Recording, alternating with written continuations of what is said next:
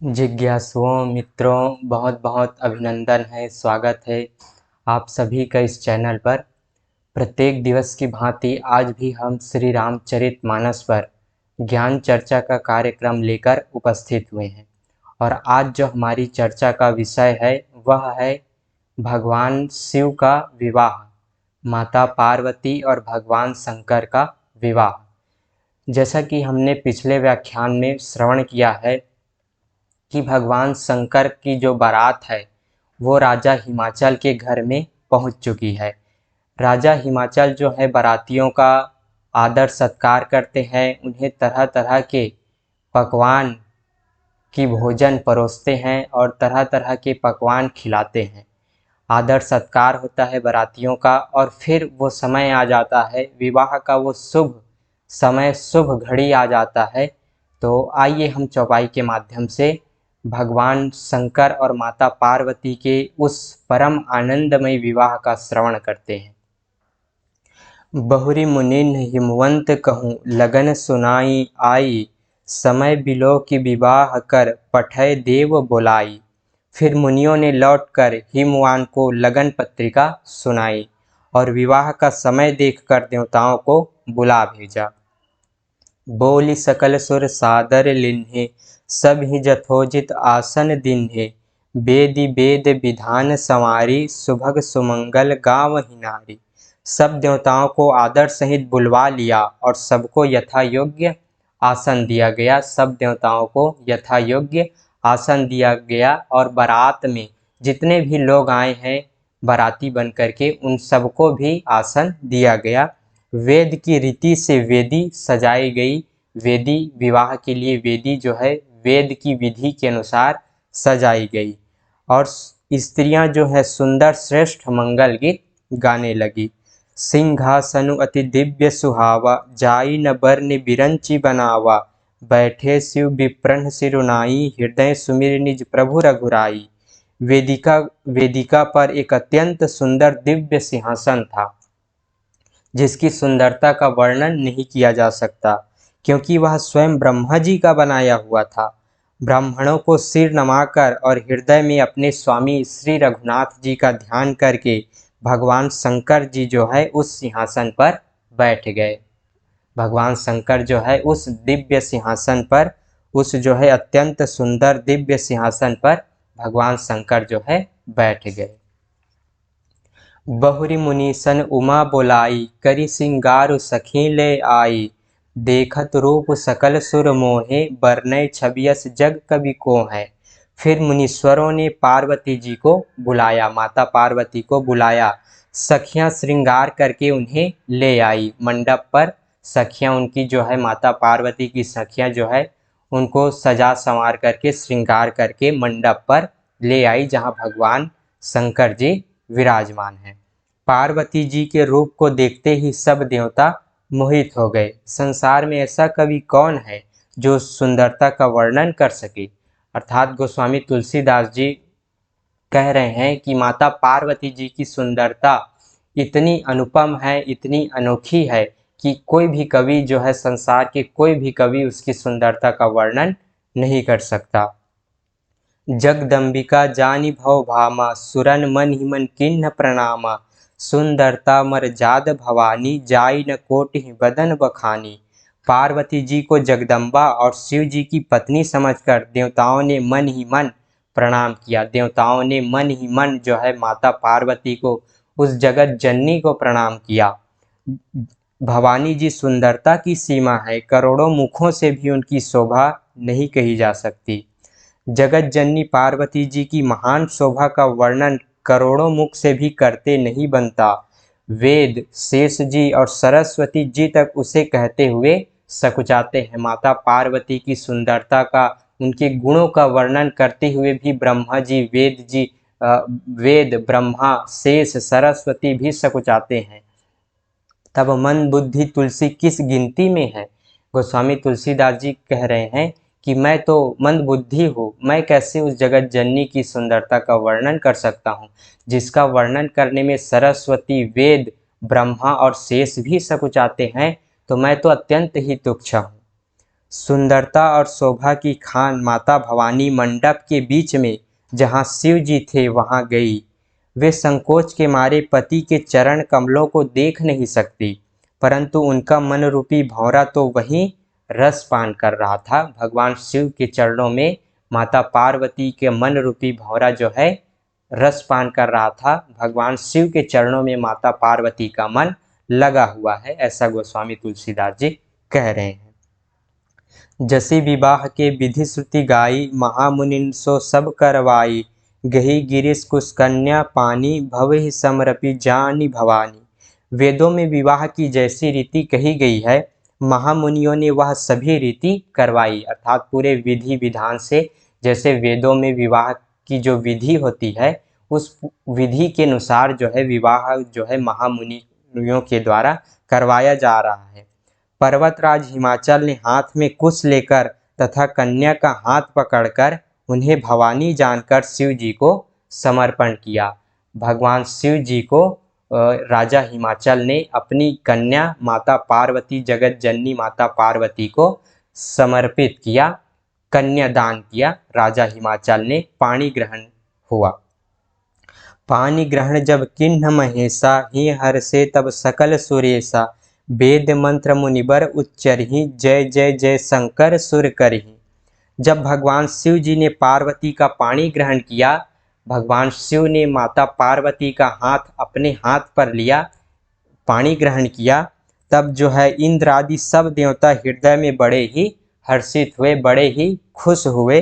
श्रेष्ठ मुनिगण वेद मंत्रों का उच्चारण करने लगे और देवगण जो है शिव जी का जय जयकार करने लगे। इस प्रकार भगवान शिव और माता पार्वती का पाणी ग्रहण संपन्न हुआ।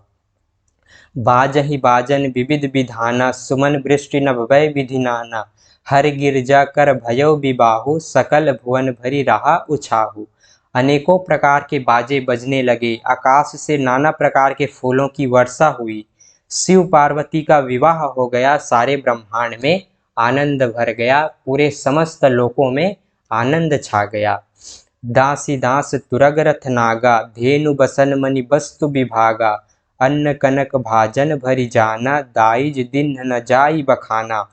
दासी दास घोड़े रथ हाथी गाय वस्त्र मणि अनेक प्रकार की चीजें, अन्न तथा सोने के बर्तन गाड़ियों में लदवाकर दहेज में दिए, जिनका वर्णन नहीं हो सकता। तरह तरह की विभिन्न प्रकार की चीजें जो है राजा हिमाचल और रानी मैना ने दाइज में जो है विभिन्न प्रकार के सामान दिए। बहुत प्रकार का दहेज देकर फिर हाथ जोड़कर हिमाचल ने कहा, हे शंकर, आप पूर्ण काम है, मैं आपको क्या दे सकता हूँ। इतना कहकर वे शिव जी के चरण कमल पकड़कर रह गए। तब कृपा के सागर शिव जी ने अपने ससुर का सभी प्रकार से समाधान किया, धैर्य बंधाया, उनको आश्वासन दिया। फिर प्रेम से परिपूर्ण हृदय मैना जी ने शिव जी के चरण कमल पकड़े और कहा, रानी मैना ने भगवान शिव जी के चरण कमल को पकड़े और कहा, नाथ उमा मम प्राण सम, गृह किंकरी करे हो।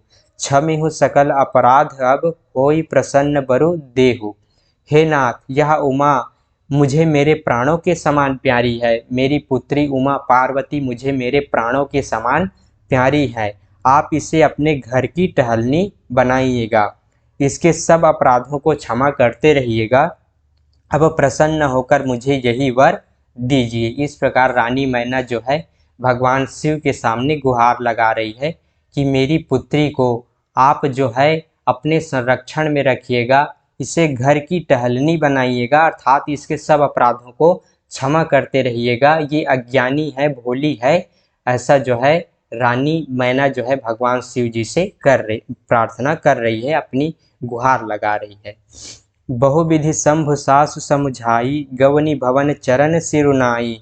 जननी उमा बोली तब लिन्ही, लय उछंग सुंदर सिख दिन्ही। शिव जी ने बहुत तरह से अपनी सास को समझाया, तब वे शिव जी के चरणों में सिर नवाकर घर गईं। फिर माता ने पार्वती को बुला लिया और गोद में बैठाकर यह सुंदर सीख दी। रानी मैना ने अपनी पुत्री माता पार्वती को सीख दी। क्या सीख दी? कि करे हो सदा शंकर पद पूजा, नारी धर्म पति देव न दूजा। बचन कहत भरे लोचन बारी, बहुरी लाई और लिन्ह कुमारी। हे पार्वती, तू सदा शिव जी के चरण की पूजा करना, नारियों का यही धर्म है। रानी मैना जो है अपनी पुत्री माता पार्वती को सीख दे रही है कि सदा अपने पति की सेवा करना, उनके चरण की पूजा करना नारियों का यही धर्म है। उनके लिए पति ही देवता है और कोई देवता नहीं है। इस प्रकार की बातें कहते कहते उनके आंखों में आंसू भर आए। उन्होंने कन्या को छाती से लगा लिया। कत विधि सृजी नारी जग माही, पराधीन सपनेहु सुख नाही। भय अति प्रेम बिकल महतारी, धीरज किन्ह कुसमय विचारी। फिर बोली कि विधाता ने जगत में स्त्री जाति को क्यों पैदा किया, पराधीन को सपने में भी सुख नहीं मिलता। इस प्रकार रानी मैना जो है अपनी दुख प्रकट कर रही है, क्योंकि अब माता पार्वती के विदाई का समय आ गया है और हर माता पिता जो है अपनी पुत्री की विदाई करते समय उनके हृदय में दुख तो होता ही है। तो वही दुख जो है रानी मैना जो है प्रकट कर रही है कि विधाता ने स्त्री जन्म ही क्यों दिया। स्त्रियों को तो एक दिन पति के घर जाना ही पड़ता है, दूसरे के घर जाना ही पड़ता है। इस प्रकार रानी मैना जो है अपने हृदय में दुख प्रकट कर रही है, माता पार्वती को बार बार गले से लगा रही है प्रेम से। यूं कहती हुई माता प्रेम में अत्यंत विकल हो गई, परंतु कुछ समय जानकर, दुख करने का अवसर न जानकर उन्होंने धीरज धरा। पुनि पुनि मिलति परति गही चरना, परम प्रेम कछु जाई न बरना। सब नारिन मिली भेंटी भवानी, जाई जननी और पुनि लपटानी। मैना जो है बार बार मिलती है पार्वती से, बार बार मिलती है, उनको अपने गले से लगाती है, क्योंकि विदाई का समय है और विदाई के समय जो है हर माता पिता को दुख होता है। तो यही दुख रानी मैना को हो रही है, राजा हिमाचल को भी हो रहा है। लेकिन जो है धैर्य धरने का समय है, क्योंकि विदा तो करना ही है। मैना बार बार मिलती है, चरणों को पकड़कर गिर पड़ती है। बड़ा ही प्रेम है, कुछ वर्णन नहीं किया जाता। भवानी सब स्त्रियों से मिल भेंट कर फिर अपनी माता के हृदय से जा लिपटी। पार्वती जी माता से फिर मिलकर चली, सब किसी ने उन्हें योग्य आशीर्वाद दिए। पार्वती जी फिर कर माता की ओर देखती जाती थी। विदाई के समय जो है माता पार्वती जो है बार बार लौट कर अपनी माता को देख रही है, अपने पिता को देख रही है।